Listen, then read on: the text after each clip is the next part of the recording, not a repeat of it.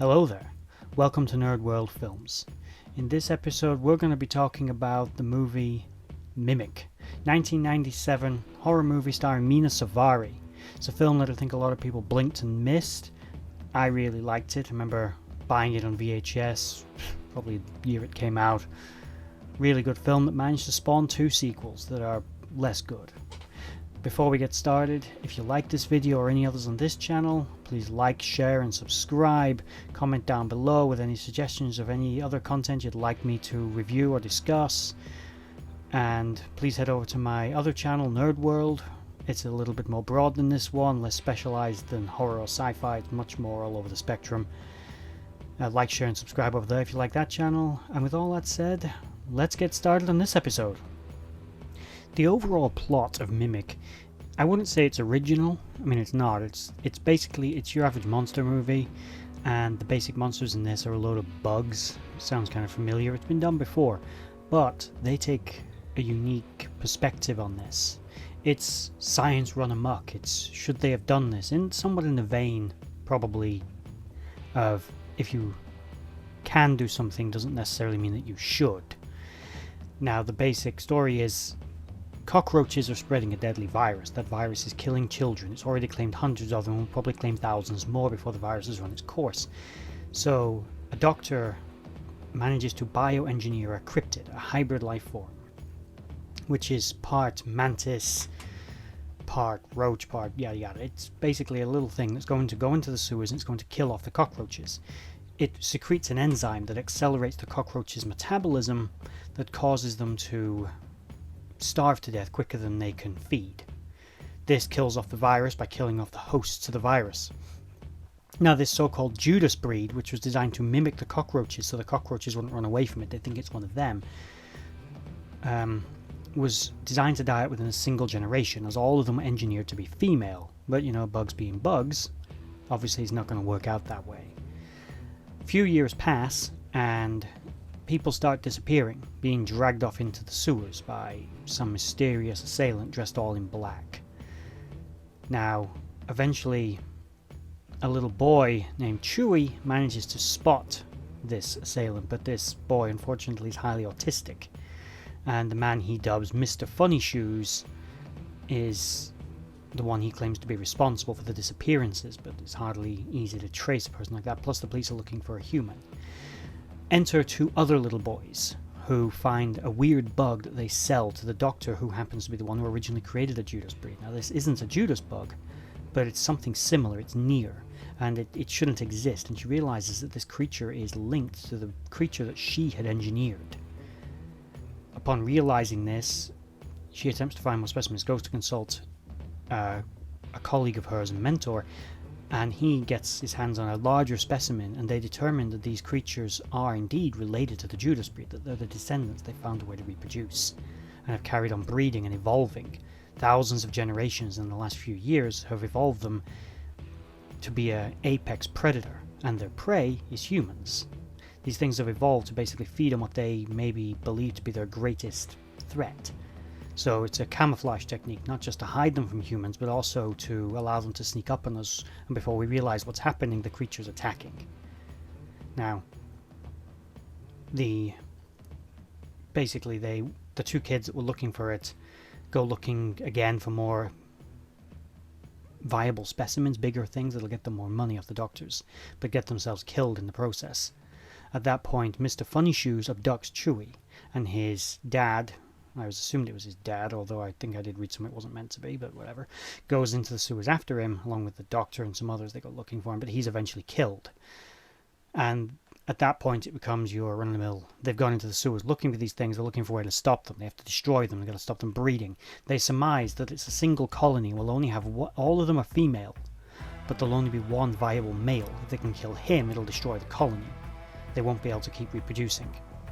At least they hope. That's what'll happen. They'll stop the colony in its tracks, because within a matter of months or years, these things are going to overrun the whole of New York City, killing millions. And then God knows what they'll do from there. So they go down. One by one, they're sort of picked off, until eventually one of them nearly sacrifices himself to blow up the main nest, but the male gets away, survives, and is he chases the other survivors to the surface, but they lure him in front of a train, which then hits it and destroys it. Yeah, the other happy ending, the little autistic boy's giving them a hug like they're going to adopt him or something, although to be honest there's no reason that was ever going to happen. That was more of a, yeah, wouldn't that be nice kind of moment at the end of the film. But the film is enjoyable. It's quick paced, it's intelligent, and as I said, it uses a lot of sci-fi tropes, but it does use them well. It uses the old science gone wrong, where we've created something that we've lost control over and it's going to destroy us unless we find a way to stop it. And it's well paced, well acted.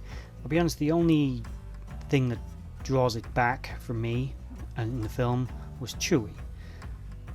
I get the reason they decided to make the character autistic in an age when representation wasn't as big of a thing as it is now, so there was an artistic decision. They needed a witness who wouldn't really be a witness. His information would be confusing.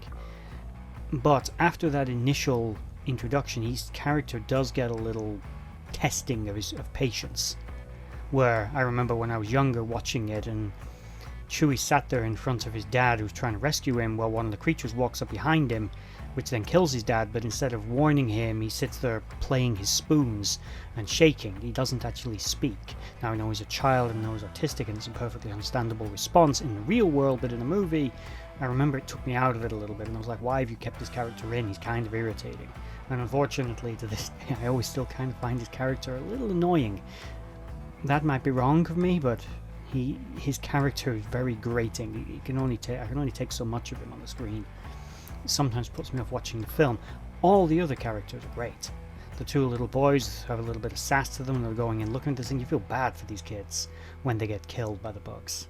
You don't see that coming either. You don't think that's going to happen. They're kids. Kids aren't only killed in Hollywood movies, but they do. They get killed, and then it was pretty shocking. Now, for me, this is a film of my generation. I love this film. Now, do I think it's a cinematic masterpiece? No, it's not. But it is a bit of... Is a classic the wrong word? I mean, it's 1997. I know it's a while ago now. It's 23 years. It's 2020 when I'm filming this. But, yeah, it's an original idea. It's not... I mean, yeah, it's a monster film. Monster films have been done before. Big bug films have been done before. I mean, The Fly, for example.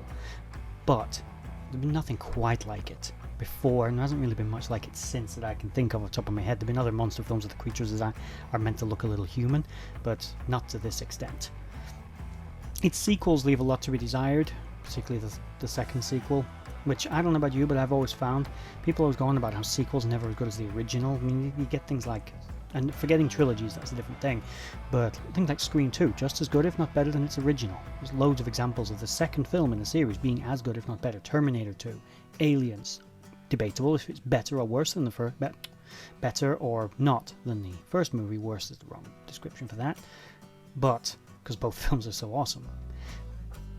But I always find the second sequel, you get to the third film, that's where things always seem to fall apart. That's when they decide to change the formula. Terminator 3, Rise of the Machines, let's make it PG-13, let's make it an R-rated. Forget that. No, Mimic 3, also terrible. Starship Troopers 3, Marauder. I mean, Starship Troopers 2, Hero of the Federation wasn't great, but all in all, the second sequel is the worst. I always find it's the one where they always they water it down, they make it more comedic, they change out the actors, they rehash storylines, or they try and reinvent the wheel because they think that audiences don't want to see the same thing again. I guarantee you 99% of people outside of film critics and film students want to see the same thing again. When people want to see a Terminator sequel, for example, they don't want to see John Connor go back in time now as a Terminator killing people. They don't want to see the Terminator actually go back and kill John Connor and then replace him with a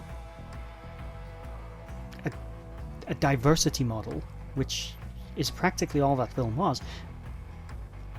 They want to see Arnold, or someone like Arnold maybe, going back in time, killing people, They want to see the Terminator versus some people. They want an underdog story. Maybe they want to see the Terminator win, but you basically don't want to fuck up the formula too much. And second sequels is where they do it. They fuck the formula up. They take it and they think, the audiences have seen that, we can't do that again.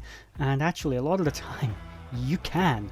And you often do with reboots and soft reboots and remakes. You might as well as just make the goddamn sequels as good of basically a rehash of the original movie. Critics might, tear you down for it. And as long as you don't constantly keep doing it, I mean, by all means, up the body count, up the creativity, make it more interesting, but if you don't have a good enough story and you don't think this is going to be a cinematic release, it's going to go straight to DVD, just don't bother. Really, don't bother. No one wants that. No one's looking for that film. So, don't do it. I got off topic. Yeah. Anyway. I really don't like Terminator Dark Fate. I loved Linda Hamilton being back. I know this has nothing to do with Mimic, and my brain just went into a tangent with it. That film is... I had such high hopes of James Cameron being back on board. I thought it was going to be great. The trailers made it look good.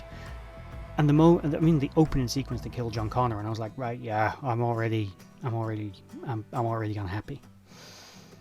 I don't care that they made a new female protagonist. That was irrelevant. But they seem to be more interested in pushing a political agenda in that film, whereas I got excited over it because Arnie was back again. Genesis, but Arnie was back again. More importantly, Linda Hamilton was back again, and James Cameron was back again. I was pumped. I was so happy for that. I thought, they can't screw this up, and they did. So back to Mimic. Mimic is a good film, but it has a couple of irritating characters, but all in all, it's well acted. It's got a strong cast. And to be honest, I don't think that kid's meant to be likable. I think he's meant to be kind of irritating. So props to the young actor for playing that character so goddamn annoying that me, 23 years later, is still moaning about how kind of irritating he was. So, well done. Really, genuinely, I mean that, well done. If a character is so disliked, I mean, look at Kai Wynn in Star Trek Deep Space Nine. She's vile. I hate that character. And again, props to the actress. That was a fantastic performance. You do not like her at all, but you do.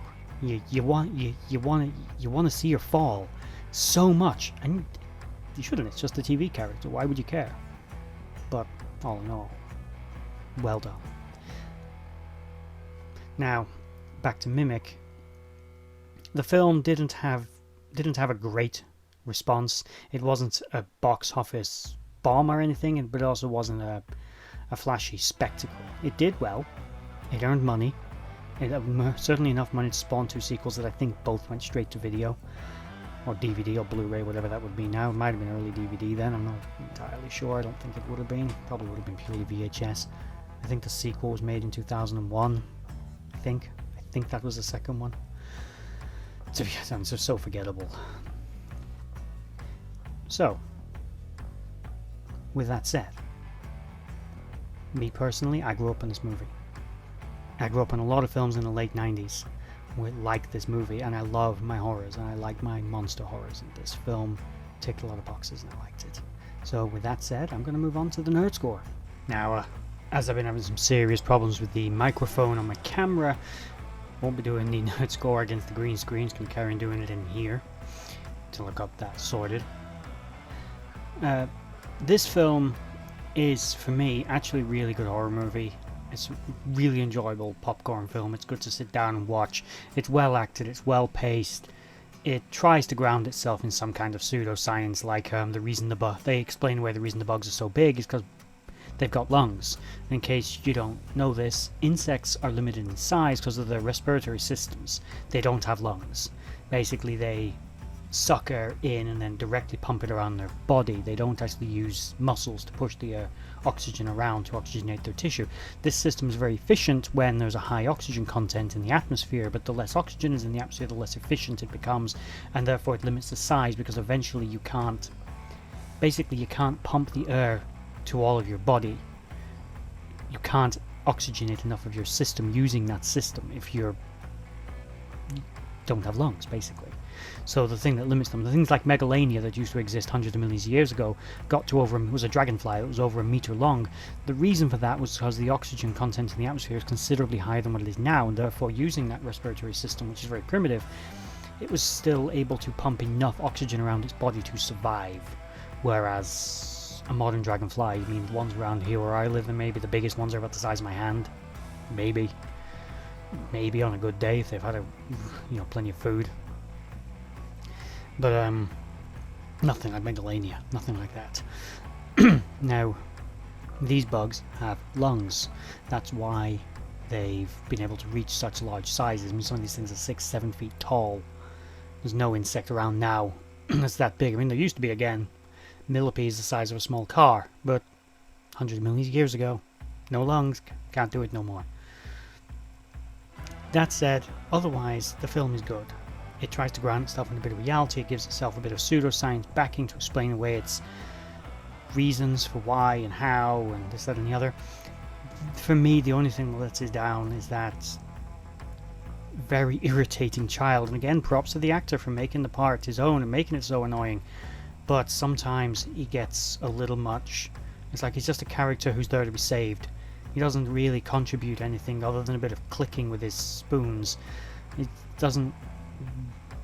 After his initial, guidance to where the bugs are, he's not really much use. And he's more of a MacGuffin to keep being saved rather than anything else. And I think you're meant to feel sorry for him because he's disabled. And it's not even a good representation of autism. I'm sorry. This is pulling the score down. This film is only getting a 4 out of 6. And it's only getting a 4 out of 6. I wasn't going to go with 3. It's gone up a little bit because the film is actually really good. And because that actor does such a good job of making that character so irritating. But unfortunately, I mean, I know autistic people. They're not that annoying. They don't do the stuff he does. It's ridiculous.